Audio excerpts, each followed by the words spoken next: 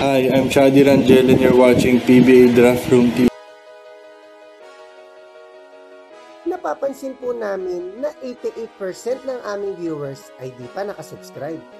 Kaya kung nagustuhan niyo naman po yung video, bilang tulong lang sa aming channel, ay hinihiling lang po namin na pakipindot ang like, subscribe button at notification bell. Maraming salamat mga ka-Draft Room! Welcome back po mga ka-Draft Room. Nasa kainitan na tayo ng Commissioner's Cup kung saan malalaki ang imports kahit kung sakali maging inconsistent ang mga backup centers para sa All-Filipino Conference ng ibang PBA teams. Pwede nila bigyan uli ng chance sa mga nasa list na to. So nga po at sisimulan na natin.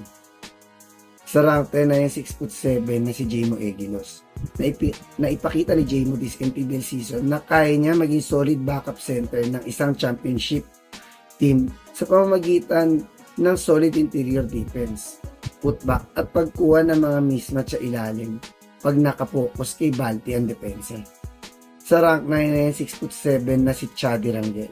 Talagang di lang nabigyan ng pagkakataon sa PBA ang former Gilas cadet na si Shadi, pero ngayon sa MPBL unti-unti ay nag-i-improve pa ang kanyang defensive awareness at tinututukan na din niya ang kanyang outside shooting na malaking bagay para sa kanyang size. Sa rank 8 ay 6'6" na si John Gabriel. Nag-struggle ang team ni Gabriel this MPBL season, pero isa pa din siya sa best post-up free agent centers ngayon. Kaya dapat ay isa pa din siya sa mga options ng mga PBA teams na biglang maghahanap ng inside threat. Sa rank 7 ay 6'7" na si Marion Magat. Gamit ang kanyang length at shot blocking skills, ay natulungan niya ang Caloocan na umabot sa second round ng MPBL playoff. Malaking compliment din ang kanyang height at athleticism para sa mga veteran post-up big man ng Caloocan. Kitang kahit anytime siya makoll up sa PBA ay naging effective stretch big at weak side defender pa din siya sa PBA. Sa rank 6 ay 6'5" na si James Sena. Sa PBA pa lang ay nakilala na si James sa kanyang reliable offensive skills. Mapa 3-point shooting, high post o back to the basket ay maaasahan si Sena. Patuloy niya yan nagagawa ngayon sa MPBL. Sa rank 5 ay 6'6" na si JR Pinyahan. Malaking downfall talaga sa karir ni JR nang napaaway siya sa ligang labas last year. Pero kahit 40 na siya ngayon, ay efficient pa din ang high post game at mga catch and shoot niya.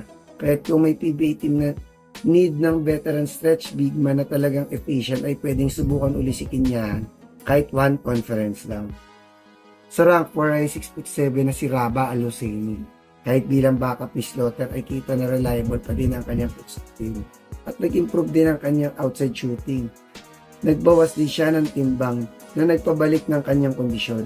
Kung post-up big man ang kakailanganin, ay pwedeng maging option si Aloseni na mga naghahanap ng backup para sa All-Filipino Conference. Sa rank 3 ay 6'7" na si GP Paundo.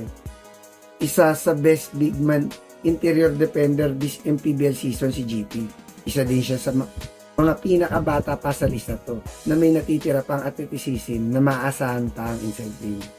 Sa rank 2 ay 6'5" na si Mark Pingris. Last year umubong ang balita ng pagbabalik ni Pingris sa PBA para sa Blackwater. Napatunayan naman niya this MPBL season na talagang elite defender pa din siya at maaasahan sa poste kung kinakailangan. At ang best center free agent natin ngayon ay yung 6'5" na si Joseph Gabayni. Kung talagang nasa prime pa ang hahanapin ng isang PBA team, pwede si Joseph ito na isa sa most dominant post-up player sa PBA. Bilang former starter sa PBA, ay capable pa din siya mag-contribute kahit sa isang contender na team sa PBA. Almost lahat na nasa list na ito ay capable pa maging rotation player sa PBA. Kahit most likely may isa o dalawa sa list na to ang makabalik na din soon. Hanggang sa susunod na mga ka-Draft Room.